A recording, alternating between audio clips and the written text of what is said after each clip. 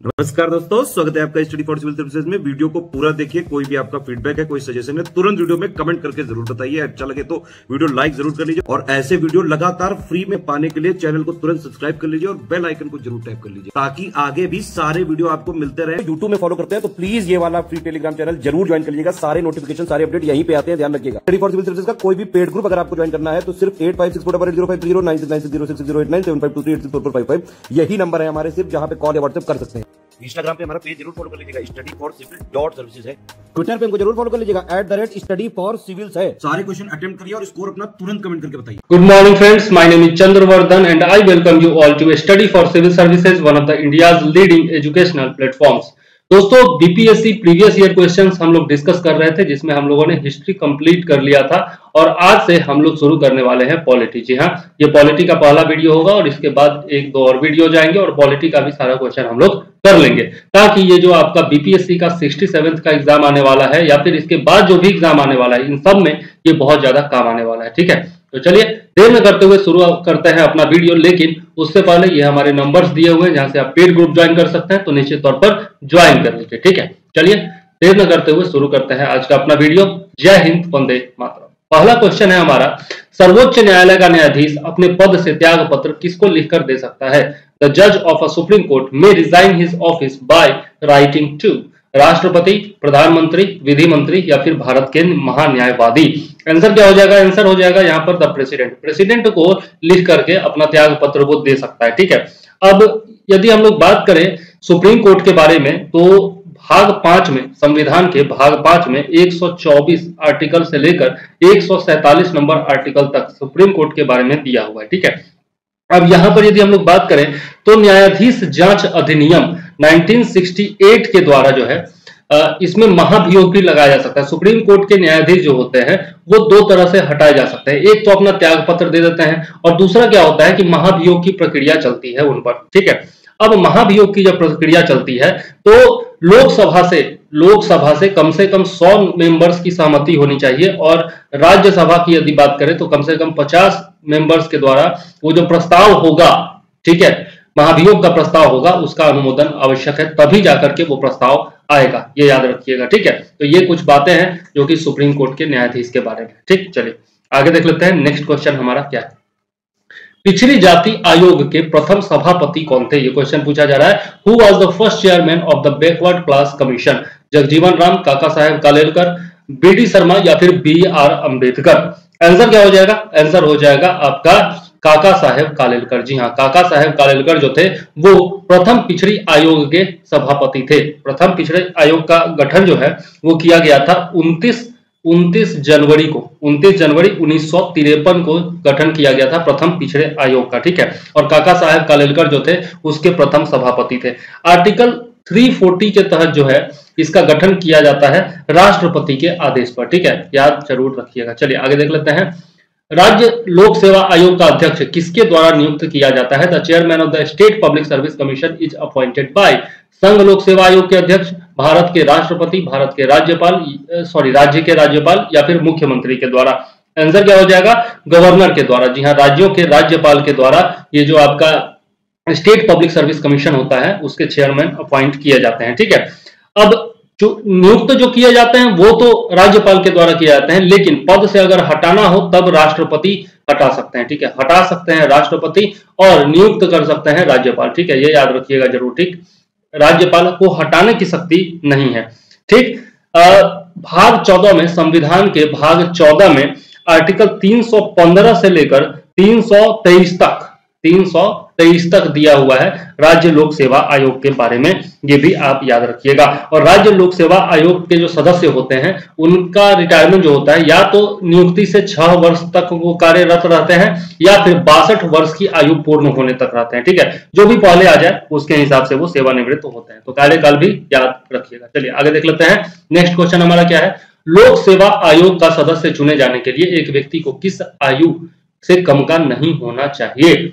ठीक है, यहाँ पर लोक सेवा आयोग गलत लिखा हुआ है, लोकसभा है। ये जो है आपका लोकसभा है, तो ये लोक सेवा आयोग हटा दीजिए, लोकसभा कर लीजिए यहाँ पर, ठीक है। लोकसभा का सदस्य चुने जाने के लिए एक व्यक्ति को किस आयु से कम का नहीं होना चाहिए? 18 वर्ष, 21 वर्ष, 25 वर्ष या फिर 30 वर्ष? आंसर क्या हो जाएगा? 25 साल। लोकसभा के लिए 25 साल है और राज्यसभा के लिए कितना है? 30 साल, ठीक है, याद रखिएगा। चलिए आगे देख लेते हैं। नेक्स्ट क्वेश्चन क्या है? नेक्स्ट क्वेश्चन है, किस राज्य का राज्यपाल नियुक्त किया जाता है? किसी राज्य का राज्यपाल नियुक्त किया जाता है किसके द्वारा? प्रधानमंत्री के द्वारा, भारत के मुख्य न्यायाधीश के द्वारा, राष्ट्रपति के द्वारा या फिर उच्च न्यायालय के मुख्य न्यायाधीश के द्वारा, या फिर उपयुक्त में से कोई नहीं, उपयुक्त में से एक से अधिक?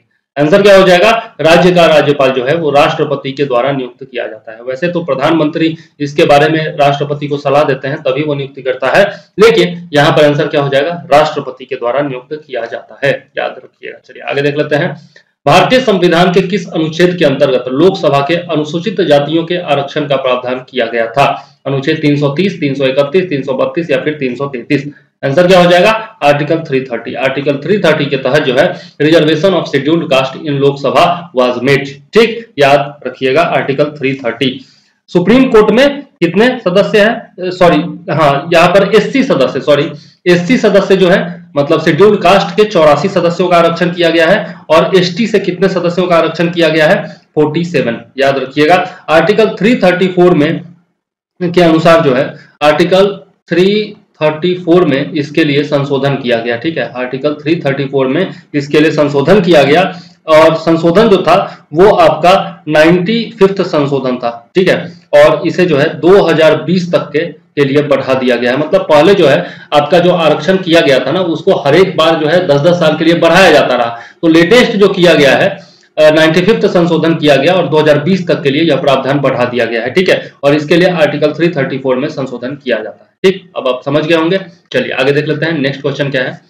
राष्ट्रपति के बारे में पूछा जा रहा है कि संसद का हिस्सा नहीं होता है, संसद का हिस्सा होता है, संसद का हिस्सा होता है और संसद में बैठता भी है, या फिर संसद में वोट दे सकता है। तो संसद में बैठता तो नहीं है, वोट भी नहीं दे सकता है, संसद का हिस्सा नहीं होता है, ये भी सही नहीं है, संसद का हिस्सा होता है। संसद जो है वो आपकी Lok Sabha plus Rajya Sabha plus president के मिलने से बनती है, ठीक है, तो याद रखिएगा राष्ट्रपति जो होता है वो संसद का हिस्सा होता है, ठीक। चलिए आगे देख लेते हैं। निम्नलिखित में से कौन सा अनुच्छेद पंचायत के गठन के लिए राज्य सरकारों को निर्देश देता है? अनुच्छेद 33, 40, 48 या फिर 50? आंसर क्या हो जाएगा? अनुच्छेद 40, और ये किसके तहत है? डीपीएसपी के तहत है, directive principle of state policy के तहत जो है आपका आर्टिकल 40 है, जो कि यह देता है आपको पंचायत के गठन के लिए राज्य सरकारों को निर्देश देता है। इसके अलावा यदि पंचायत की बात करें तो 73rd अमेंडमेंट इसके लिए किया गया था 1992 में, ठीक है। ये अमेंडमेंट जो है ये भी पंचायती राज से संबंधित है और यह जो है आपका 24 अप्रैल 1993 को प्रभावी हुआ था। मतलब इस तारीख को तो यहाँ पर ये विधेयक पारित किया गया था और कानून बनाया गया था, और यहाँ जो है ये जो अमेंडमेंट किया गया था और यहाँ पर जो है 24 अप्रैल 1993 को यह अमेंडमेंट जो है वो प्रभावी हो गया था, ठीक है। और इसके तहत खंड 9 भाग 9 में, सॉरी यहाँ पर भाग 9 में 243 से लेकर 243(9) तक अनुच्छेद जोड़े गए थे, ठीक है। अनुच्छेद 243 से लेकर अनुच्छेद 243(9) तक जोड़े गए थे और यह जो है 11वीं अनुसूची में शामिल किया गया था, 11वीं अनुसूची में शामिल किया गया था और इसके तहत जो विषय है वो है 29 विषय, ठीक है। तो ये सारी चीजें आप याद रखिएगा और ये जो 29 विषय दिए गए हैं ये आर्टिकल 243G के तहत है, ठीक है, ये भी याद रखिएगा। 4-5 क्वेश्चन यहाँ से बन गया दोस्तों, याद जरूर रखिएगा। चलिए आगे देख लेते हैं। किस वर्ष झारखंड राज्य अस्तित्व में आया था? 1998, 99, 2000 या फिर 2001? सबको पता होगा शायद ये 15 नवंबर 2000 को ये हुआ था। 15 नवंबर सन 2000 को झारखंड जो है वो बिहार से अलग हो गया था। चलिए आगे देख लेते हैं। निम्न में से किस वर्ष सरकारिया आयोग, जिसे केंद्र राज्य संबंधों के परिवर्तन की संस्कृति का अधिकार दिया गया था, ने अपना प्रतिवेदन जमा किया? In which one of the following years was Sarkaria commission which was empowered to recommend changes in centre state relations submitted its report? 1983, 1984, 1985 और 1987? आंसर क्या हो जाएगा? आंसर हो जाएगा इसमें 1987। 1983 में इसका गठन किया गया था, ठीक है, याद रखिएगा। 1983 में इसका गठन किया गया था सरकारिया आयोग का। किसकी अध्यक्षता में? तो नाम था रंजीत सिंह सरकारिया, ठीक है, रंजीत सिंह सरकारिया के अध्यक्षता में किया गया था। 3 सदस्य थे इस आयोग में, ठीक है, 1987 में इसने अपना रिपोर्ट पेश किया था। तो आंसर क्या हो जाएगा? 1987 यहाँ पर आंसर हो जाएगा। ठीक है, चलिए आगे देख लेते हैं। निम्नलिखित में से किस अनुच्छेद के अंतर्गत वित्त आयोग के गठन का प्रावधान किया गया है? अनुच्छेद 280, 269, 268 या फिर 265? आंसर क्या हो जाएगा? अनुच्छेद 280। अनुच्छेद 280 के तहत जो है वित्त आयोग के गठन का प्रावधान किया गया है। हर एक 5 साल पर इसका गठन जनरली किया जाता है। ठीक है, और इसका काम क्या होता है? केंद्र और राज्यों के बीच में राजस्व का जो वितरण होता है वो इसका काम होता है। राजस्व के वितरण पर सलाह देता है ये। ठीक है, याद रखिएगा। और इसका गठन किसके द्वारा किया जाता है? राष्ट्रपति के द्वारा किया जाता है वित्त आयोग का गठन प्रत्येक 5 साल में। ठीक, ये भी याद रखिएगा। ये जो है एक अर्ध न्यायिक है, मतलब कि अर्ध न्यायिक। ठीक है, इसके अलावा कह सकते हैं संवैधानिक, क्योंकि ये संविधान का भाग है। तो अनुच्छेद 280 में दिया हुआ है, तो अर्ध न्यायिक हो जाएगा, संवैधानिक हो जाएगा और सलाहकारी निकाय हो जाएगा। ठीक है, तो ये तीनों शब्द इसके लिए यूज किए जा सकते हैं। ठीक, याद रखिएगा। ठीक, अब यदि हम लोग देखें तो अभी वर्तमान में जो चल रहा है वो है 15वां वित्त आयोग चल रहा है। ठीक है, जिसका गठन 2017 में किया गया। ठीक, और अभी जो अध्यक्ष है वो कौन है? NK सिंह है। ठीक है, ये याद रखिएगा। वित्त आयोग के अध्यक्ष अभी कौन है? NK सिंह है। ठीक, 2020 से लेकर 2025 तक इनका कार्यकाल है। ये जो वित्त आयोग चलेगा 2020 से लेकर 2025 तक ये चलेगा, इसका कार्यकाल। ठीक, याद रखिएगा। चलिए, और प्रथम जो हुआ था, प्रथम वित्त आयोग का गठन कब हुआ था? 1951 में हुआ था। और उसके अध्यक्ष कौन थे? KC नियोगी थे। ठीक, तो 4-5 क्वेश्चन यहाँ पर भी बन गया आपका। ऐसे ही एक क्वेश्चन में 4-5 क्वेश्चन बनाते हुए चलेंगे। ठीक है, भारत का महान्यायवादी किसके द्वारा नियुक्त किया जाता है? विधि मंत्री द्वारा, भारत के राष्ट्रपति द्वारा, लोकसभा अध्यक्ष द्वारा या फिर प्रधानमंत्री के द्वारा?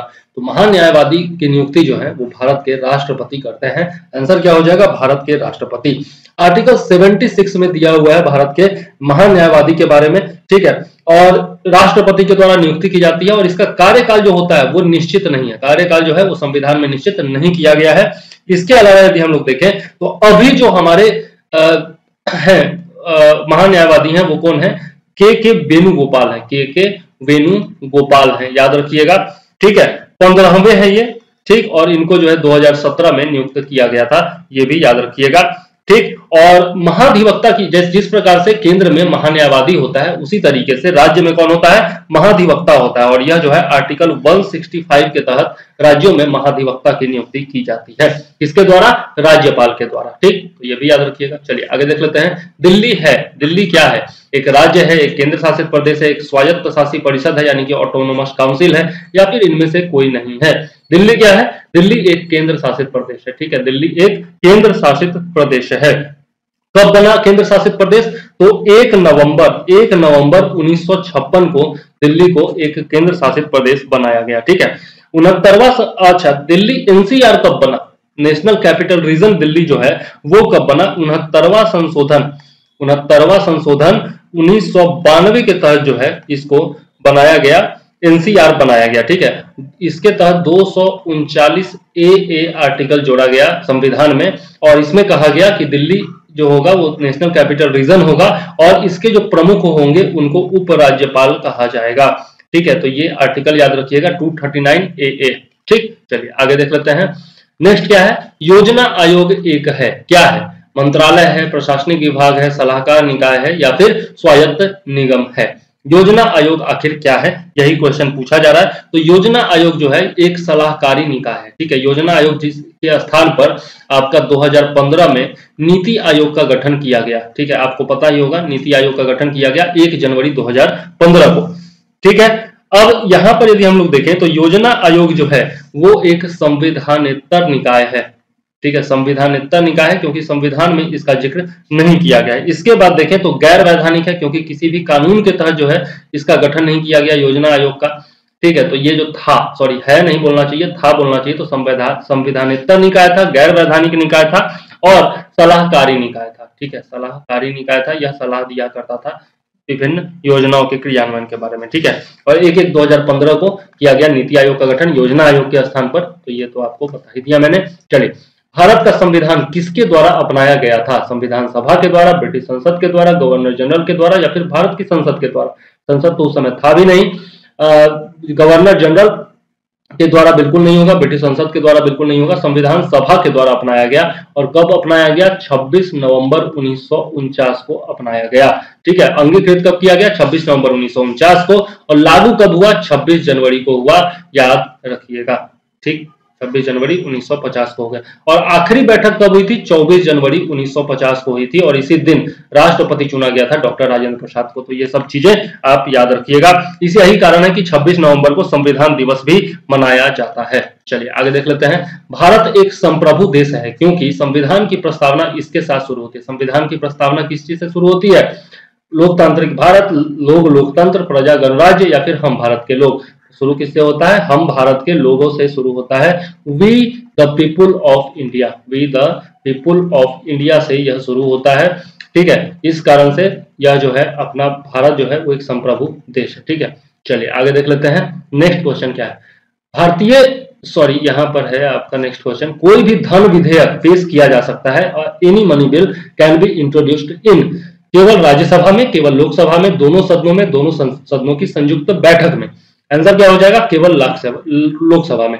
यहाँ पर इंट्रोडक्शन की बात की जा रही है, मतलब पेश करने की बात हो रही है, तो केवल लोकसभा में पेश किया जा सकता है। धन विधेयक जो है आर्टिकल 110 के तहत आता है, 110 के तहत आता है। लेकिन आर्टिकल 109 में किस प्रकार से पास किया जाएगा धन विधेयक को, उसकी प्रक्रिया का वर्णन जो है आर्टिकल 109 में दिया हुआ है। ठीक है, याद रखिएगा। अब यदि हम लोग बात करें तो कोई भी विधेयक धन विधेयक है या नहीं, इसके बारे में निर्णय कौन लेता है? तो लोकसभा स्पीकर लेते हैं, ये याद रखिएगा।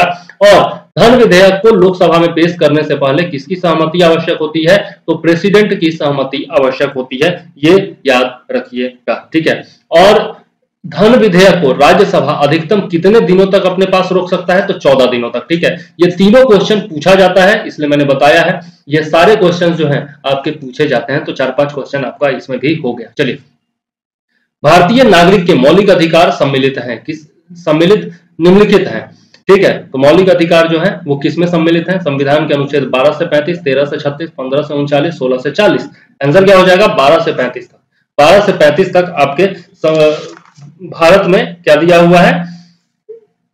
मौलिक अधिकार दिया हुआ है 12 से 35 तक। ठीक, अब इसमें समता का अधिकार है, समानता या फिर समता का अधिकार है, यह है आपका 14 से लेकर 18 तक। ठीक है, फिर आपका स्वतंत्रता दिया हुआ है, स्वतंत्रता का अधिकार दिया हुआ है 19 से लेकर 22 तक। ठीक है, फिर आपका शोषण के विरुद्ध अधिकार दिया हुआ है, ये कब कहां से कहां तक है? 23 और 24 में है। ठीक है, शोषण के विरुद्ध अधिकार। उसके बाद क्या है? धार्मिक स्वतंत्रता का अधिकार है, धार्मिक स्वतंत्रता का अधिकार है, ये आपका दिया हुआ है 25 से लेकर 28 तक। उसके बाद फिर आपका कौन सा अधिकार है? संस्कृति और शिक्षा का अधिकार, संस्कृति और शिक्षा का अधिकार। ठीक है, तो ये जो है आपका वो दिया हुआ है 29 और 30 में। देखिए 31 में जो है संपत्ति का अधिकार हुआ करता था, लेकिन उसको जो है 44th अमेंडमेंट 1978 के द्वारा हटा करके और भाग 12 के तहत अनुच्छेद 300 क में रख दिया गया है। ठीक है, तो संपत्ति का अधिकार अब मौलिक अधिकार नहीं रह गया। और अनुच्छेद 32 जो है उसमें है आपका क्या है? संवैधानिक उपचारों का अधिकार है। ठीक, तो याद रखिएगा। चलिए, ये सब मैंने बता दिया मौलिक अधिकारों के बारे में। चलिए नेक्स्ट देख लेते हैं। पंचायती राज एक विषय है। पंचायती राज किसका विषय है? ये पूछा जा रहा है। समवर्ती सूची, केंद्र या संघ सूची, राज्य सूची या फिर अवशेष शक्ति की सूची। देखिए संविधान के शेड्यूल 7 में 3 प्रकार की सूचियों का वर्णन है। पहला है आपका संघ सूची, दूसरा राज्य सूची और तीसरा है समवर्ती सूची। अब उसमें पंचायती राज किसका विषय है? तो पंचायती राज जो है वो राज्य सूची का विषय है, यह याद रखिएगा। ठीक है, और अवशेष शक्तियां जो होती हैं वो हमेशा केंद्र के पास होती हैं, ये भी याद रखिएगा। अवशेष शक्तियां या फिर रेसिड्यूरी पावर या फिर अवशिष्ट शक्तियां भी इसको कहा जाता है। ठीक है, याद जरूर रखिएगा। चलिए आगे देख लेते हैं। नेक्स्ट क्वेश्चन क्या है? भारतीय संविधान के निम्नलिखित अनुच्छेदों में से कौन सा अनुच्छेद राज्य की सरकारों को ग्राम पंचायतों को संगठित करने का निर्देश देता है? तो यह हम लोग पहले भी देख चुके हैं। अनुच्छेद 32, 40, 49 या फिर 51। आंसर क्या हो जाएगा? अनुच्छेद 40 हो जाएगा, जो कि किसके तहत है? डीपीएसपी के तहत है। ये मैंने पहले भी एक्सप्लेन किया है, तो अभी एक्सप्लेन नहीं करता हूं। ठीक है, चलिए आगे देख लेते हैं। नेक्स्ट क्वेश्चन क्या है? न्यायिक समीक्षा का अर्थ है कि सर्वोच्च न्यायालय, judicial review means that the supreme court, सभी मामलों पर अंतिम अधिकार है इसका, has final right over all the matters, राष्ट्रपति के खिलाफ आरोप तय कर सकते हैं, can frame charges against the president, उच्च न्यायालय द्वारा तय किए गए मामलों पर चर्चा कर सकते हैं, यानी कि can discuss the matters decided by the high courts, या फिर किसी भी राज्य द्वारा बनाए गए कानून को रद्द कर सकता है, can wide the law made by any state. तो यहाँ पर न्यायिक समीक्षा का अर्थ है डी नंबर, किसी भी राज्य द्वारा बनाए गए कानून को रद्द कर सकता है न्यायिक समीक्षा के तहत। ठीक है, यहाँ पर एक चीज आपको याद रखना जरूरी है, जुडिशियल रिव्यू जो है वो बहुत ज्यादा इंपॉर्टेंट चीज है। ठीक है, और यहाँ पर एक केस जो है इंदिरा गांधी वर्सेस राजनारायण केस है।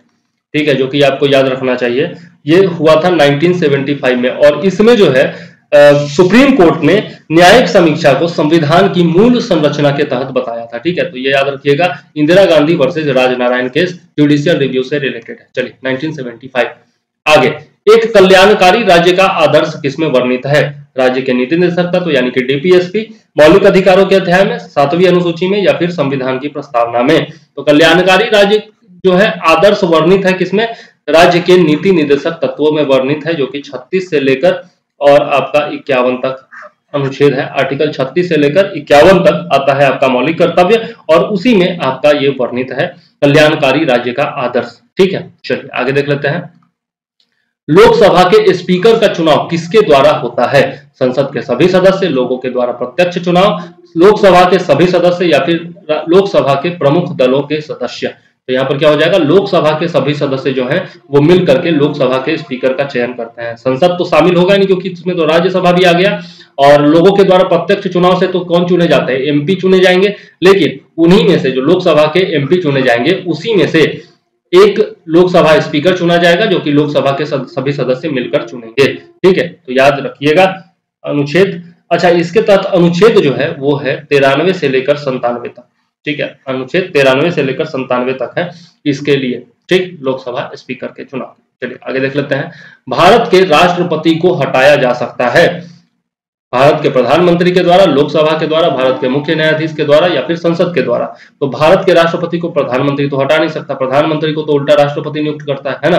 लोकसभा तो हटा नहीं सकती, भारत के मुख्य न्यायाधीश पे नहीं हटा सकते। कौन हटा सकती है? संसद हटा सकती है। किस माध्यम से? महाभियोग के माध्यम से। राष्ट्रपति को महाभियोग के माध्यम से संसद हटा सकती है। ठीक, याद जरूर रखिएगा, महाभियोग के माध्यम से हटाया जा सकता है। चलिए आगे देख लेते हैं। भारत में कोई भी व्यक्ति जो किसी भी सदन का सदस्य नहीं है तब तक मंत्री पद पर बने रह सकता है। 3 महीने तक, 6 महीने तक, 1 साल तक, या फिर समय की कोई पाबंदी नहीं है। बिल्कुल समय की पाबंदी है। अधिकतम 6 महीने तक ही वो मंत्री रह पाएगा या फिर प्रधानमंत्री रह पाएगा। 6 महीने के अंदर उसको लोकसभा या फिर राज्यसभा की सदस्यता ग्रहण करनी होगी अगर केंद्र में है तो, और यदि राज्य में है तो उसको एमएलए बनना होगा या फिर एमएलसी बनना होगा, मतलब विधानसभा का सदस्य बनना होगा या फिर विधान परिषद का सदस्य बनना होगा, तभी जाकर के वो मंत्री रह पाएगा। अगर 6 महीने तक वो सदस्य नहीं बनता है विधायिका का, तो क्या होगा? उसको त्याग पत्र देना पड़ जाएगा। ठीक है, उसका मंत्री पद चला जाएगा। ठीक है, याद जरूर रखिएगा। चलिए आगे देख लेते हैं। नेक्स्ट क्वेश्चन क्या है? संसद के 2 सत्रों के बीच अधिकाधिक अंतराल कितना होना चाहिए? 4 महीने का, 6 महीने का, 1 वर्ष का, या फिर जो भी राष्ट्रपति निर्धारित करे। इसके लिए दिया हुआ है कि 6 महीने का। संसद के 2 सत्रों के बीच अधिकतम जो है 6 महीने का समय होना चाहिए। वैसे जनरली 3 सत्र बुलाए जाते हैं। ठीक है, एक होता है आपका मॉनसून सत्र। ठीक, मॉनसून सत्र जो कि आपका फरवरी के आसपास में बुलाया जाता है। इसी को आपका बजट सत्र भी कहा जाता है, मॉनसून या फिर बजट सत्र। एक होता है आपका बजट सत्र, पहला जो होता है बजट सत्र, दूसरा होता है आपका मॉनसून सत्र। ठीक, और तीसरा होता है आपका शीत सत्र।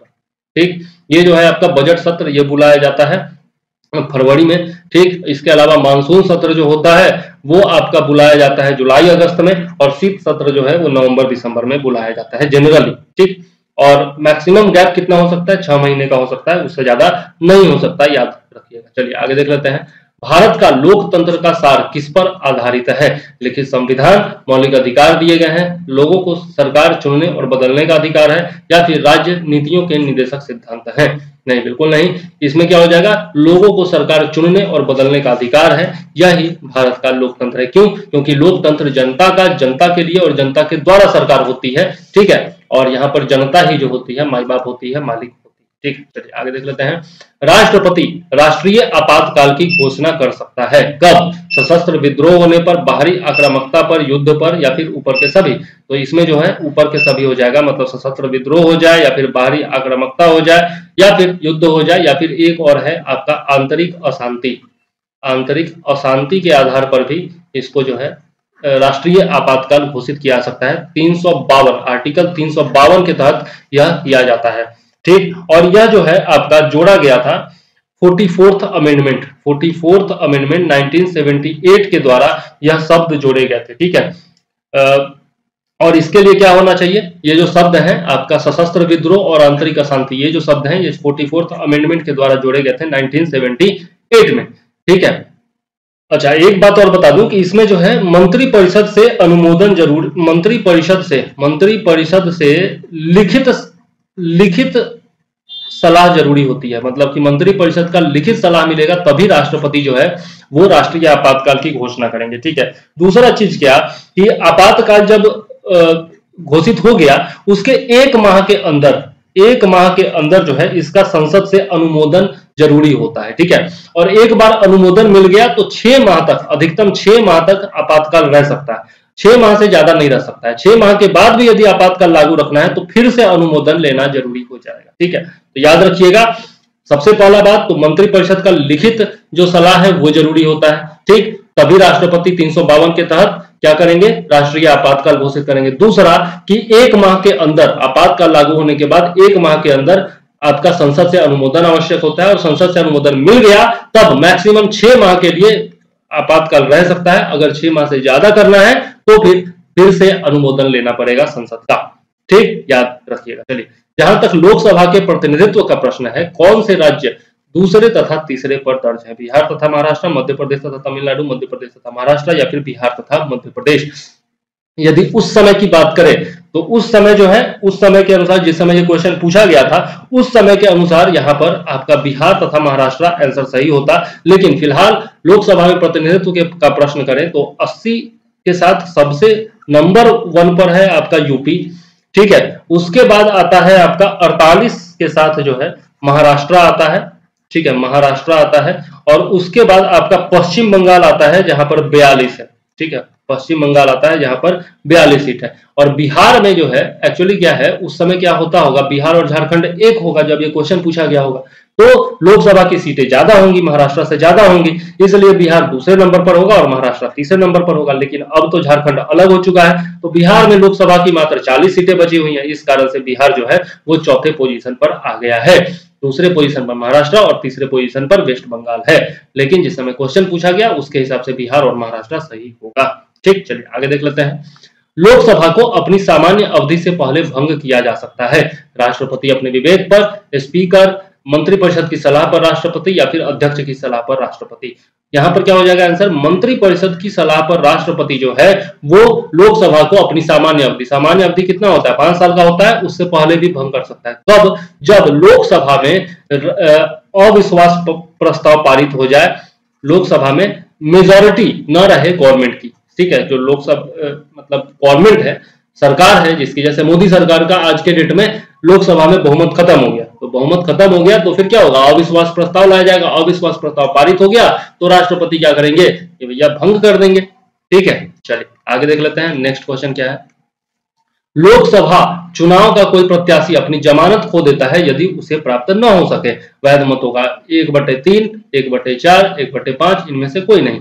आंसर क्या हो जाएगा? इनमें से कोई नहीं। क्यों? क्योंकि 1/6 यहाँ पर रिवाज है। मतलब कि जितना वैध मत डाला गया है, जितना भी लीगल वोट डाला गया है, उसका 1/6 प्राप्त कर लेता है तो जमानत बच जाएगा। 1/6 नहीं प्राप्त कर पाता है तो जमानत जब्त हो जाएगा। वर्तमान में कितना है? 25,000 रुपया जमानत राशि है लोकसभा के उम्मीदवारों के लिए। ठीक है, ये जरूर याद रखिएगा, ये पूछा जा सकता है। ठीक, चलिए आगे देख लेते हैं। मंत्रिपरिषद उत्तरदायी होती है किसके प्रति? राष्ट्रपति के प्रति, प्रधानमंत्री के प्रति, अध्यक्ष या फिर स्पीकर के प्रति, या फिर संसद के प्रति। देखिए, मंत्रिपरिषद जो है वो 2 तरह से उत्तरदायी होती है। एक होता है सामूहिक रूप से। ठीक है, तो सामूहिक रूप से बात करें तो यह जो है लोकसभा के प्रति उत्तरदायी होती है, और व्यक्तिगत रूप से बात करें व्यक्तिगत रूप से बात करें तो यह जो है प्रेसिडेंट के प्रति यानी कि राष्ट्रपति के प्रति उत्तरदायी होती है। तो यहाँ पर केवल पूछा जा रहा है कि council of ministers is responsible to, तो यहाँ पर व्यक्तिगत या फिर सामूहिक की बात नहीं आ रही है, तो क्या हो जाएगा, यहाँ पर राष्ट्रपति के प्रति हो जाएगा। ठीक है, क्योंकि लोकसभा कहीं ऑप्शन में नहीं है। ठीक, लोकसभा कहीं ऑप्शन में, या संसद में तो राज्यसभा भी आ गया, अध्यक्ष या स्पीकर के प्रति होगा नहीं, प्रधानमंत्री के प्रति होगा नहीं, तो आंसर क्या बचता है, राष्ट्रपति के प्रति। ठीक, तो चलिए आगे, लेकिन ये जो चीजें हैं ये जो है ये याद रखिएगा, सामूहिक रूप से लोकसभा के प्रति और व्यक्तिगत रूप से प्रेसिडेंट के प्रति। ठीक, चलिए, वर्तमान लोकसभा में प्रत्येक राज्य के लिए स्थानों का आवंटन आधारित है 1951 की जनगणना पर, 1961, 1971, 1981 की जनगणना पर। आंसर क्या हो जाएगा, 1971 की जनगणना पर, 1971 की जनगणना पर आधारित है। और यह जो है आपका 84th अमेंडमेंट किया गया था, 84th अमेंडमेंट किया गया था 2001 में। उस अमेंडमेंट में कहा गया कि 2026 के बाद होने वाले प्रथम जनगणना तक जो है आपका लोकसभा में सीटों की संख्या कितनी रहेगी, 543 रहेगी। ठीक है, और यह जो होगा 1971 की जनगणना के आधार पर किया जाएगा। ठीक है, तो याद रखिएगा 84th अमेंडमेंट 2001। ठीक है, 2026 के बाद होने वाले प्रथम जनगणना तक। ठीक, और 543 रहेगा 1971 के आधार पर। यदि किसी राज्य के स्पीकर को इस्तीफा देना होता है तो उसका इस्तीफा सौंप दिया जाता है। किसको सौंपा जाएगा, मुख्यमंत्री, राज्यपाल, डिप्टी स्पीकर या फिर भारत के राष्ट्रपति।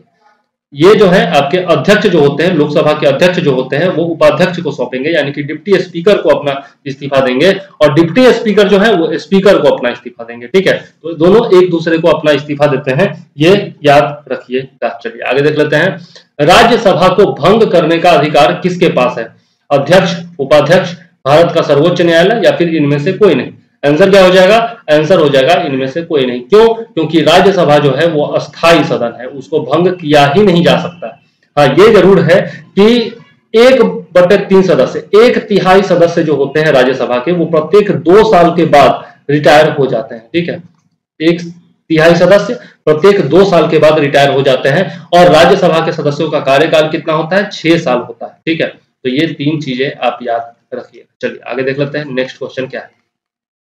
नेक्स्ट क्वेश्चन है हमारा कि भारतीय संविधान की प्रस्तावना के सिलसिले में निम्नलिखित में से कौन सा क्रम सही है, गणतंत्र, जनवादी, धर्मनिरपेक्ष, समाजवादी, सार्वभौम और सत्ता संपन्न। अब इसमें कौन सा शब्द सबसे पहले आया है यही बताना है आपको। तो यहाँ पर आप जब प्रस्तावना देखते हैं तो आपको पता चलता है कि सबसे पहले क्या किया गया है, सार्वभौम, सत्ता संपन्न, यानी कि संपूर्ण प्रभुत्व संपन्न, सोवरिन।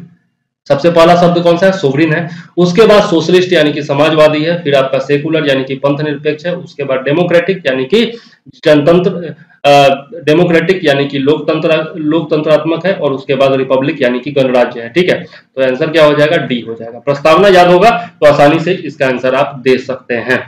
चलिए आगे देख लेते हैं, नेक्स्ट क्वेश्चन हमारा क्या है, लोकसभा का नेता कौन होता है। Lok Sabha, who is the leader of Lok Sabha, राष्ट्रपति, प्रधानमंत्री, स्पीकर, इनमें से कोई नहीं। आंसर क्या हो जाएगा, प्राइम मिनिस्टर। लोकसभा जो होती है उसमें लोकसभा का नेता कौन होता है, प्राइम मिनिस्टर होता है, याद जरूर रखिएगा। ठीक है, चलिए आगे देख लेते हैं, संसद के दोनों सदनों का संयुक्त अधिवेशन आयोजित होता है भारत के राष्ट्रपति के निर्वाचन के लिए, भारत के उपराष्ट्रपति के निर्वाचन के लिए, संविधान में संशोधन से संबंधित विधेयक को पारित करने के लिए, या फिर एक ऐसे विधेयक पर विचार करने और उसे पारित करने के लिए जिस पर दोनों सदनों में मतभेद हो, for discussion and passing of any such bill on which both houses have different opinion. Answer क्या हो जाएगा, आंसर हो जाएगा केवल चौथा। ठीक है, किसी के भी चुनाव के लिए ये नहीं किया जाता है संयुक्त अधिवेशन, और संविधान संशोधन के लिए भी नहीं किया जाता है। कोई भी ऐसा विधेयक जिस पर दोनों सदनों में मतभेद हो जाए तो उसके लिए संयुक्त अधिवेशन बुलाया जाता है। ठीक है, और ये जो है आपका आर्टिकल 108 के तहत संयुक्त अधिवेशन बुलाया जाता है। ठीक, अब इसमें जो है आप याद रखिएगा एक और आर्टिकल है 118(4). इसके तहत क्या बताया गया है कि संयुक्त अधिवेशन जो होगा उसमें अध्यक्षता कौन करेंगे, स्पीकर करेंगे। लोकसभा के स्पीकर जो है वो संयुक्त अधिवेशन की अध्यक्षता करेंगे, याद जरूर रखिएगा। चलिए आगे देख लेते हैं, नेक्स्ट क्वेश्चन हमारा क्या है। नेक्स्ट क्वेश्चन है हमारा कि किसी भी राज्य के विधान परिषद का निर्माण या विघटन किसके द्वारा किया जा सकता है, किसी राज्य की विधानसभा के द्वारा, संसद के द्वारा, राज्यपाल की सिफारिश पर केंद्रीय संसद के द्वारा, या फिर राज्यपाल की अनुशंसा पर राष्ट्रपति के द्वारा। तो इसका आंसर क्या हो जाएगा, इसका आंसर हो जाएगा संसद के द्वारा। जी हाँ, राज्यपाल कोई सिफारिश नहीं करते हैं, यहाँ पर जो है संसद यदि चाहे तो क्या कर सकती है, निर्माण कर सकती है या फिर विघटन कर सकती है विधान परिषद का। और इसके लिए जो है राज्य की विधानसभा जो होती है वो एक प्रस्ताव पारित करके जरूर भेजती है केंद्र सरकार को, और केंद्र सरकार फिर जो है संसद में प्रस्ताव ला करके और फिर उसको पास कर देती है। ठीक है, चलिए आगे देख लेते हैं। निम्नलिखित राज्यों में कहां विधान परिषद है? ठीक है, तो केरल, हिमाचल प्रदेश, दिल्ली, बिहार। अब इसमें जो है केरल में नहीं है, हिमाचल प्रदेश में भी नहीं है, दिल्ली में भी नहीं है, कहां पर है? केवल बिहार में है। तो आंसर क्या हो जाएगा? डी हो जाएगा, केवल 4। अब थोड़ा सा मैं बता दूं कि विधान परिषद कहां कहां है।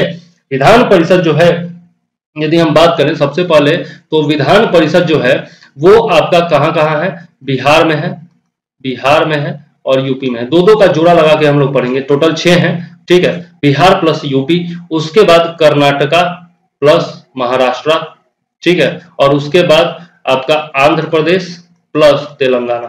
ठीक है, तो ये 6 जो स्टेट हैं उसी में आपके हैं। अब देखिए एपी और तेलंगाना, आंध्र प्रदेश और तेलंगाना सटे हुए हैं, कर्नाटक और महाराष्ट्र एक तरफ है, सटे हुए हैं। यदि मैप की बात करें भारत के मैप की, और बिहार यूपी दोनों सटे हुए हैं। तो ये दो का जोड़ा बना करके याद कर लीजिएगा, आपको याद हो जाएगा, है ना, तो जरूर याद रखिएगा। ठीक है, चल आगे देख लेते हैं। नेक्स्ट क्वेश्चन हमारा क्या है? नेक्स्ट क्वेश्चन है, भारतीय संविधान के निम्नांकित अनुच्छेदों में कौन सा राज्य विधानसभा के निर्वाचन का प्रावधान प्रस्तुत करता है? अनुच्छेद 70, 170, 176, 178 या फिर इनमें से कोई नहीं। आंसर क्या हो जाएगा? आंसर हो जाएगा अनुच्छेद 170। अनुच्छेद 170 जो है वो विधानसभा के निर्वाचन का प्रावधान प्रस्तुत करता है। ठीक है, 170 में विधानसभा की संरचना के बारे में दिया हुआ है। विधानसभा की संरचना के बारे में किसमें दिया हुआ है? अनुच्छेद 170 में दिया हुआ है। ठीक है, इसके अलावा यदि बात करें तो 176 में जो है, ये जो 176 है इसमें दिया हुआ है जो राज्यपाल का अभिभाषण होता है ना, वो दिया हुआ है। राज्यपाल का विशेष अभिभाषण जो होता है उसके बारे में दिया हुआ है 176 में। और 178 की बात करें तो इसमें विधानसभा के अध्यक्ष और उपाध्यक्ष के बारे में दिया हुआ है, अध्यक्ष और डिप्टी स्पीकर।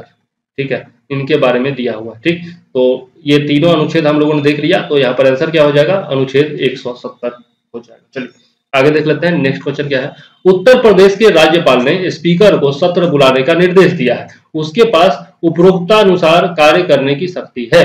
किस आर्टिकल के अनुसार राज्यपाल जो है वो स्पीकर को सत्र बुलाने का निर्देश दे सकते हैं? अनुच्छेद 172, 175, 175(2) या फिर अनुच्छेद 176। आंसर क्या हो जाएगा? आंसर हो जाएगा आपका 175(2). अनुच्छेद 175(2) के तहत राज्यपाल को अधिकार है कि वह स्पीकर को सत्र बुलाने का निर्देश दें। विशेष सत्र ये होता है, कोई भी अगर विशेष कारण हो तो उसके लिए विशेष सत्र बुलाने का निर्देश राज्यपाल देते हैं। ठीक है, जनरली ये कब होता है? जब विधानसभा में जो सरकार है उसको बहुमत प्राप्त नहीं है और उसको जो है अविश्वास मतलब विश्वास प्रस्ताव जो है वो पेश करना है कि हाँ भैया हमारे पास विश्वास प्राप्त है सभी विधायकों का, यह दिखाना है उसको, तब जाकर के ये विशेष अधिवेशन बुलाया जाता है और राज्यपाल निर्देश देते हैं। ठीक है, आगे देख लेते हैं। योजना आयोग का गठन किया गया था 1949 में, 50 में, 51 में या फिर 52 में। योजना आयोग यानी कि प्लानिंग कमीशन, इसका गठन कब किया गया था? तो यहाँ पर आंसर क्या हो जाएगा? आंसर हो जाएगा 1952। 1952 में योजना आयोग का गठन किया गया था। सॉरी 1950 में, सॉरी 1952 नहीं होगा, 1950 में योजना आयोग का गठन किया गया था। कब? 15 मार्च को, 15 मार्च 1950 को योजना आयोग का गठन किया गया था। ठीक, याद रखिएगा। चलिए आगे देख लेते हैं। अंतिम रूप से पंचवर्षीय योजनाओं के एजेंडे को कौन मंजूरी देता है? ठीक, अंतिम रूप से पंचवर्षीय योजनाओं के एजेंडे को कौन मंजूरी देता है? Who finally approves the agenda of 5 years plan? अध्यक्ष, योजना आयोग, राष्ट्रीय विकास परिषद या फिर इनमें से कोई नहीं। अब इसको कौन देगा? नेशनल डेवलपमेंट काउंसिल यानी कि राष्ट्रीय विकास परिषद जो होगी वो 5 ईयर प्लान को अनुमति देगी। अब तो 5 ईयर प्लान बंद हो गया है, ठीक है, लेकिन फिर भी जब होता था उसके बारे में बता रहा हूं। और ये जो आपका ये नेशनल डेवलपमेंट काउंसिल है, राष्ट्रीय विकास परिषद, इसका गठन कब किया गया था? 6 अगस्त 1952 को इसका गठन किया गया था राष्ट्रीय विकास परिषद का। और यह जो है एक कार्यकारी निकाय है, कार्यकारी निकाय है। ठीक है, याद रखिएगा। एडमिनिस्ट्रेटिव बॉडी है, ठीक है। और इसके अध्यक्ष कौन होते हैं? अध्यक्ष जो होते हैं वो प्रधानमंत्री होते हैं, और प्रधानमंत्री के अलावा इसमें जो है कैबिनेट मिनिस्टर्स भी भाग लेते हैं। कैबिनेट मिनिस्टर्स भी जो होते हैं वो भी सदस्य होते हैं राष्ट्रीय विकास परिषद के। और यह कब से शुरू हुआ? 1967 से। 1967 के पहले कैबिनेट मिनिस्टर्स एनडीसी के पार्ट नहीं होते थे, लेकिन 1967 से कैबिनेट मिनिस्टर्स भी एनडीसी के पार्ट होने लगे। इसके अलावा सभी राज्यों के सीएम्स जो होते हैं वो इसमें भाग लेते हैं। यूनियन टेरिटरीज के जो प्रमुख हैं वो भाग लेते हैं, उपराज्यपाल हैं या फिर लेफ्टिनेंट गवर्नर है वो लोग भाग लेंगे। और इसके अलावा योजना आयोग के जो सदस्य होंगे, प्लानिंग कमीशन के जो सदस्य होंगे वो भी इसमें भाग लेंगे, ठीक है। तो अध्यक्ष कौन होते हैं? पीएम होते हैं, या फिर प्रमुख जो होते हैं वो पीएम होते हैं। इसके अलावा कैबिनेट मिनिस्टर्स भाग लेंगे, सीएम्स भाग लेंगे, यूनियन टेरिटरीज के जो आपके होते हैं प्रमुख वो भाग लेंगे, और प्लानिंग कमीशन के सदस्य भाग लेंगे, ठीक है। चलिए आगे देख लेते हैं। योजना आयोग का स्वरूप क्या है? सरकारी विभाग है, सलाहकार निकाय है, स्वायत्त निगम है, या फिर एक मंत्रालय? मंत्रालय तो होगा नहीं, सरकारी विभाग भी नहीं होगा, स्वायत्त निगम भी नहीं है, ऑटोनोमस कॉर्पोरेशन भी नहीं है। ये क्या है? एक सलाहकारी निकाय है। याद रखिएगा, योजना आयोग जो है वो एक सलाहकारी निकाय है। चलिए आगे देख लेते हैं। भारत के योजना आयोग का अध्यक्ष कौन होता है? योजना मंत्री, प्रधानमंत्री, राष्ट्रपति, या फिर रिजर्व बैंक के गवर्नर? आंसर क्या हो जाएगा? प्रधानमंत्री। योजना आयोग के अध्यक्ष कौन होते हैं? प्रधानमंत्री होते हैं। चलिए, भारत के संविधान को संविधान सभा के द्वारा कब अपनाया गया था? अभी जस्ट मैंने थोड़ी देर पहले बताया, 26 नवंबर 1949, 15 अगस्त 1949, 2 अक्टूबर 1949, या फिर 15 नवंबर 1949। आंसर क्या हो जाएगा?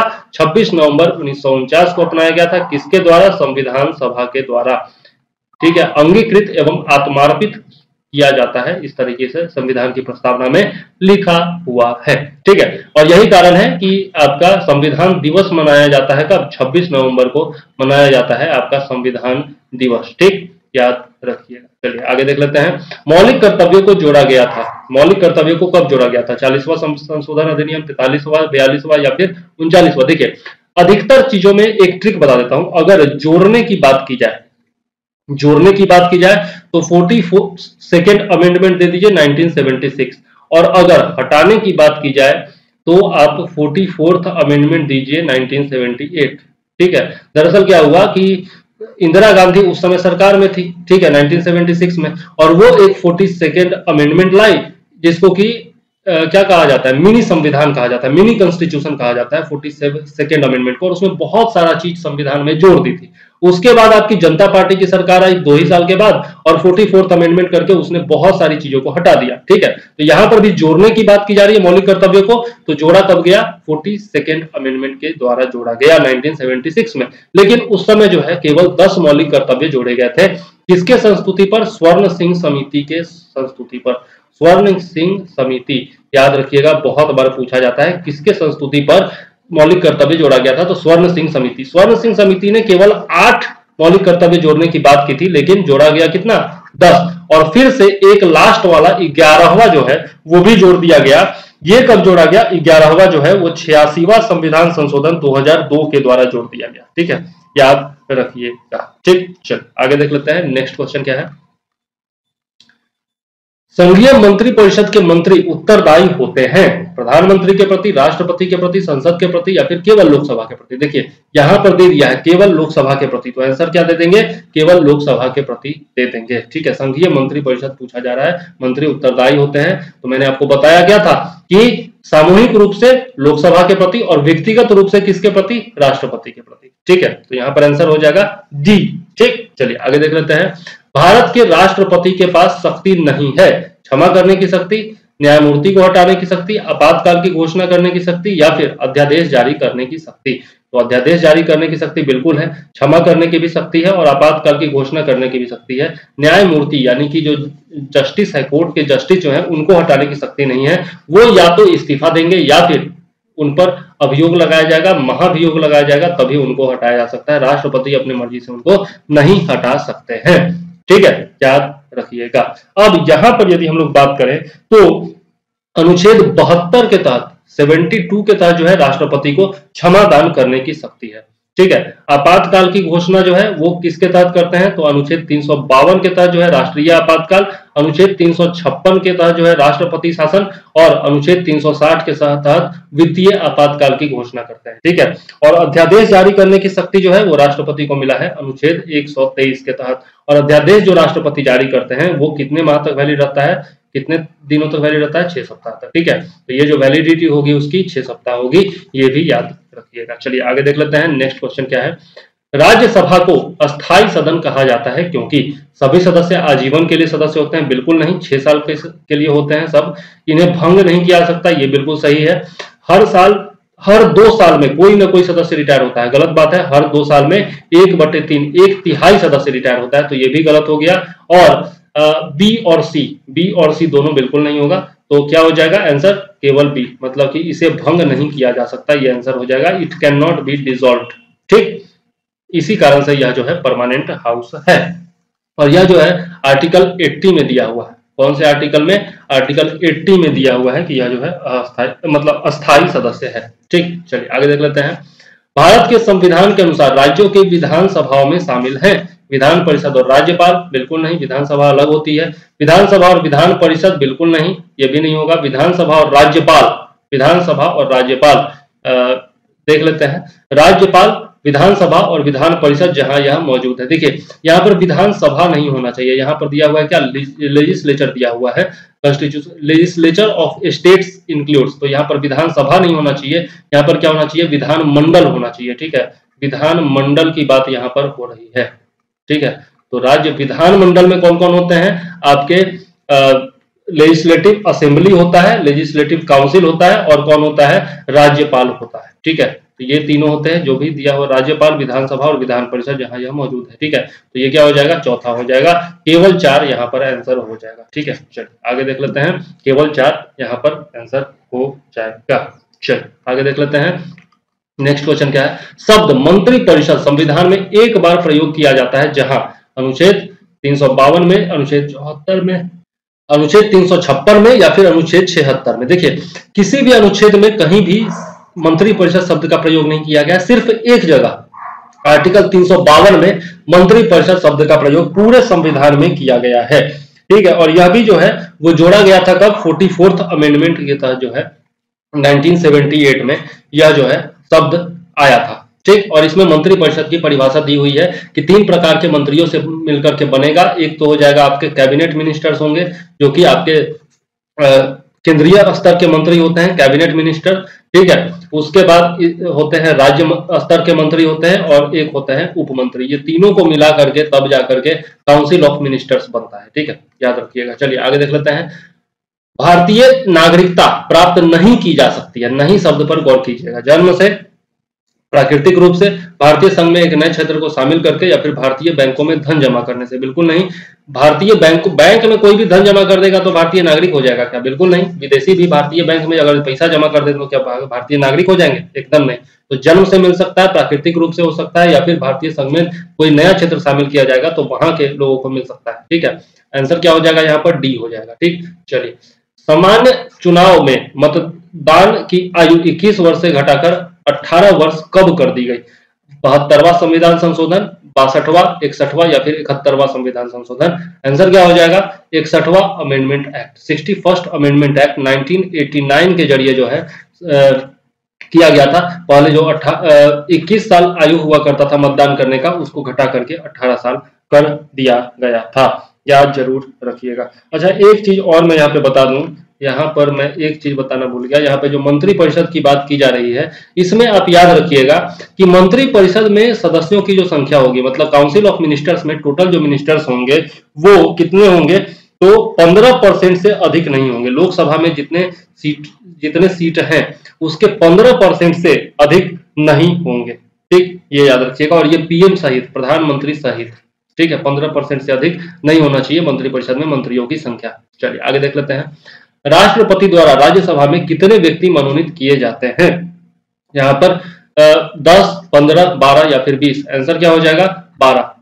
राष्ट्रपति द्वारा 12 सदस्य मनोनीत किया जाता है, ये भी दिया हुआ है आपका आर्टिकल 80 में दिया हुआ है। और जो 12 सदस्य मनोनीत किए जाते हैं वो किस किस क्षेत्र से होते हैं, ये भी क्वेश्चन पूछा जाता है। तो साहित्य क्षेत्र से होते हैं, या फिर विज्ञान से होते हैं, या फिर कला से होते हैं, या फिर आपका समाज सेवा से जुड़े होते हैं। ठीक है, और इसमें एक अपवाद है, ठीक है, खेल क्षेत्र से, क्योंकि इसमें जो है खेल क्षेत्रों को जोड़ करके सचिन तेंदुलकर को भी राज्यसभा के लिए मनोनीत किया गया था। ठीक है, याद रखिएगा। नेक्स्ट है, लोकसभा का पहला आम चुनाव कब हुआ था? लोकसभा का पहला आम चुनाव कब हुआ था? 1949 में, 52 में, 51 में या फिर 54 में? आंसर क्या हो जाएगा? 1952 में। कहा जाता है कि 1951-52 के शीतकाल में यह चुनाव हुआ था। ठीक है, शीतकाल में, ठंडा के समय में हुआ था यह चुनाव, तो 1952 यहाँ पर सही आंसर हो जाएगा। चलिए आगे देख लेते हैं। नेक्स्ट क्वेश्चन क्या है? नेक्स्ट क्वेश्चन है हमारा, भारतीय संविधान में है कितने अनुच्छेद हैं? 300 से अधिक, 350 से अधिक, 400 से अधिक या फिर 500 अनुच्छेद? आंसर क्या हो जाएगा? 400 से अधिक अनुच्छेद हो जाएगा। ठीक है, अभी एग्जैक्ट संख्या क्या है वो तो मुझे नहीं पता है, क्योंकि डेली नए नए अनुच्छेद जोड़े जाते रहते हैं। ठीक है, तो यहाँ पर यदि हम लोग टोटल अमेंडमेंट वगैरह सबकी बात कर दें तो 400 से अधिक अनुच्छेद हैं। ठीक है, जो मैंने इंटरनेट पर देखा तो 470 अनुच्छेद दे रहा था, इससे ज्यादा भी हो सकते हैं। ठीक है, भारत के संविधान की प्रस्तावना में भारत को घोषित किया गया है संप्रभु लोकतांत्रिक गणराज्य, समाजवादी लोकतांत्रिक गणराज्य, संप्रभु समाजवादी धर्मनिरपेक्ष लोकतांत्रिक गणराज्य, इनमें से कोई नहीं। आंसर क्या हो जाएगा? संप्रभु समाजवादी धर्मनिरपेक्ष लोकतांत्रिक गणराज्य। ये पहले भी देख चुके हैं संविधान की प्रस्तावना के बारे में। चलिए आगे देख लेते हैं। निम्नलिखित में से कौन एक मौलिक अधिकार नहीं है? संवैधानिक उपचार का अधिकार, संपत्ति का अधिकार, शांतिपूर्ण विधानसभा का अधिकार, ये विधानसभा नहीं शांतिपूर्ण सभा का अधिकार होना चाहिए। ठीक है, और पूरे भारत में स्वतंत्र रूप से स्थानांतरित करने का अधिकार, मतलब घूमने का अधिकार, right to move freely throughout the territory of India. कौन सा मौलिक अधिकार नहीं है ये पूछा जा रहा है, तो संपत्ति का अधिकार जो है वो पहले मौलिक अधिकार हुआ करता था, अनुच्छेद 31 में हुआ करता था, लेकिन इसको जो है अब अनुच्छेद 300 क में रख दिया गया है। ठीक है, 300 क में रख दिया गया है, यानी कि इसको मौलिक अधिकार से हटा दिया गया है। ठीक, याद जरूर रखिएगा, मौलिक अधिकार से संपत्ति के अधिकार को हटा दिया गया है। और यह मैंने आपको बताया था, ये जो है आपका भाग 300 का जो है वो भाग किसमें है? भाग 12 में रख दिया गया। ठीक है, और इसके लिए 44th अमेंडमेंट किया गया था 1978। ठीक, ये मैं पहले भी बता चुका हूं, दोबारा बता दिया। ठीक, चलिए आगे देख लेते हैं।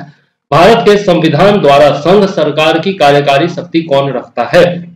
भारत के राष्ट्रपति, भारत के प्रधानमंत्री, केंद्रीय मंत्रिमंडल या फिर उपरोक्त तीनों? भारत के संविधान द्वारा संघ सरकार की कार्यकारी शक्ति कौन रखता है? देखिए, संविधान के हिसाब से पूछा जा रहा है तो ये क्या हो जाएगा? राष्ट्रपति हो जाएगा। ठीक है, संघ की कार्यकारी शक्ति राष्ट्रपति में निहित होगी, ये आर्टिकल 53(1) में कहा गया है। ठीक है, और ये जो कार्यकारी शक्ति है उसका या तो वो खुद प्रयोग करेगा या फिर अपने अधीन जो मंत्री हैं या फिर जो अधिकारी हैं उनके द्वारा प्रयोग कराएगा। यह दिया हुआ है आपका आर्टिकल 53(1) में, याद जरूर रखिएगा आंसर। ठीक, चलिए आगे देख लेते हैं। नेक्स्ट क्वेश्चन क्या है?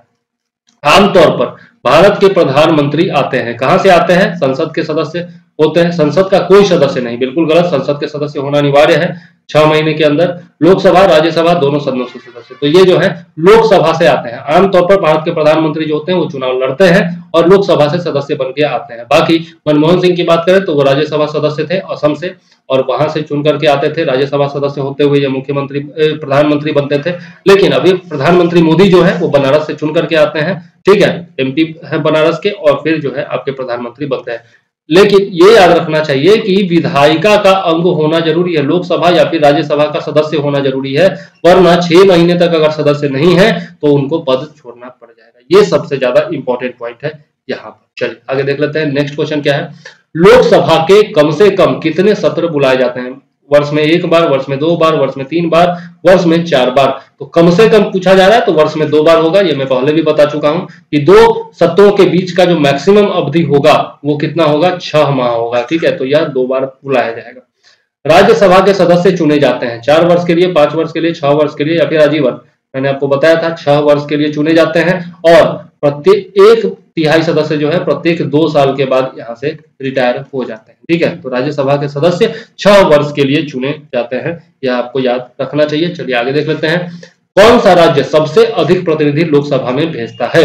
मैंने अभी जस्ट बताया था थोड़ी देर पहले, बिहार, मध्य प्रदेश, पश्चिम बंगाल या फिर उत्तर प्रदेश। यहाँ पर आंसर क्या हो जाएगा? उत्तर प्रदेश। उत्तर प्रदेश से टोटल 80 सदस्य जाते हैं। पश्चिम बंगाल की बात करें तो यहाँ से 42 सदस्य जाते हैं। मध्य प्रदेश की बात करें तो यहाँ से 29 सदस्य जाते हैं, और बिहार की बात करें तो यहाँ से 40 सदस्य जाते हैं। सबसे अधिक कहां से जाएंगे? उत्तर प्रदेश से जाएंगे। ठीक है, चलिए आगे देख लेते हैं। भारत के सर्वोच्च न्यायालय की स्थापना कब हुई थी? यह पूछा जा रहा है। 1950 में, संसद में एक अधिनियम द्वारा, मतलब 1950 में संसद में एक अधिनियम पारित करके, भारतीय स्वाधीनता अधिनियम 1947 के द्वारा, भारत सरकार के अधिनियम 1953 के अधीन, या फिर भारतीय संविधान के द्वारा। तो सर्वोच्च न्यायालय की स्थापना जो है वो कॉन्स्टिट्यूशन ऑफ इंडिया के तहत किया गया है, क्योंकि इसके लिए आर्टिकल है ना, आर्टिकल 124 है, ठीक है। तो आर्टिकल 124 के तहत जो है, और इसके बारे में दिया हुआ है आपका 124 से लेकर और 147 तक, 124 से लेकर आर्टिकल 147 तक दिया हुआ है सर्वोच्च न्यायालय की स्थापना के बारे में, गठन के बारे में, उनके कार्य और शक्तियों के बारे में, ठीक है। और यह जो है आपका भाग 5 में है, संविधान के भाग 5 में है, अध्याय 4 में, ठीक है, ये भी याद रखिएगा, अध्याय 4 में, ठीक है। तो चूंकि ये संविधान के तहत बनाया गया है, संविधान में दिया हुआ है, इसलिए संविधान के द्वारा सर्वोच्च न्यायालय की स्थापना हुई थी, ये याद रखिएगा। चलिए आगे देख लेते हैं। लोकसभा को उसके कार्यकाल की समाप्ति के पूर्व भी भंग किया जा सकता है, यह भी पहले देख चुके हैं। राष्ट्रपति द्वारा उसकी इच्छा अनुसार बिल्कुल नहीं, प्रधानमंत्री की इच्छा अनुसार बिल्कुल नहीं, यहाँ पर अध्यक्ष या स्पीकर द्वारा बिल्कुल नहीं, राष्ट्रपति द्वारा मंत्रिपरिषद की सलाह पर, यही सबसे सटीक आंसर है, तो यही हो जाएगा। लोकसभा को उसके कार्यकाल की समाप्ति के पूर्व भंग किया जा सकता है, लेकिन मंत्रिपरिषद की सलाह पर राष्ट्रपति के द्वारा, याद रखिएगा, ठीक। अच्छा, यहाँ पर जो है आर्टिकल 85 काम आता है, यहाँ पर जो है आपका आर्टिकल 85 में ये दिया हुआ है, ये याद रखिएगा। चलिए आगे देख लेते हैं। नेक्स्ट क्वेश्चन क्या है? नेक्स्ट क्वेश्चन है हमारा कि सफलता पूर्वक कार्य हेतु पंचायत राज को पूरे सहयोग की जरूरत पड़ती है, स्थानीय जनता की, केंद्रीय सरकार की, नौकरशाही की, या राजनेताओं की? आंसर क्या हो जाएगा? स्थानीय जनता की, क्योंकि यह जो है आपका जनता इसमें भागीदार होती है। ग्राम सभा के सदस्य कौन होते हैं? जनता होती है ना, तो जनता जो है वो भागीदार नहीं होगी तो फिर पंचायत राज जो है वो सक्सेसफुल नहीं हो पाएगा, इसलिए पूरे सहयोग की जरूरत पड़ती है स्थानीय जनता से, याद रखिएगा। चलिए आगे देख लेते हैं। भारत में सामुदायिक विकास कार्यक्रम कब शुरू हुआ? 1950, 51, 52 या फिर 53? सामुदायिक विकास कार्यक्रम की जो शुरुआत हुई थी भारत में, वह हुई थी 2 नवंबर 1952 को, ठीक है, 2 नवंबर 1952 को हुई थी। और यह जो है प्रथम पंचवर्षीय योजना के जरिए जो है लाया गया था सामुदायिक विकास कार्यक्रम भारत में, ठीक है। तो आंसर क्या हो जाएगा यहाँ पर? 1952 हो जाएगा, ठीक है, याद रखिएगा। चलिए आगे देख लेते हैं। भूमि सुधार अंतर्गत आता है संघ सूची, संवर्धित सूची, राज्य सूची, या फिर इनमें से कोई नहीं? आंसर क्या हो जाएगा? राज्य सूची। भूमि सुधार जो है, लैंड रिफॉर्म जो है वो किसके अंतर्गत आएगा? स्टेट लिस्ट में आएगा, याद रखिएगा। तो देख लेते हैं, 70 क्वेश्चन हो गया है, आगे और भी क्वेश्चंस हैं लेकिन सारे एक ही में नहीं करते हैं, वीडियो लंबा हो जाएगा। तो इस वीडियो में फिलहाल मैं हूं चंद्रवर्धन, लेता हूं आपसे इजाजत। जय हिंद, वंदे मातरम। आगे और भी वीडियो जाएंगे तो हमारे साथ लगातार जुड़े रहिएगा, ठीक है। चलिए।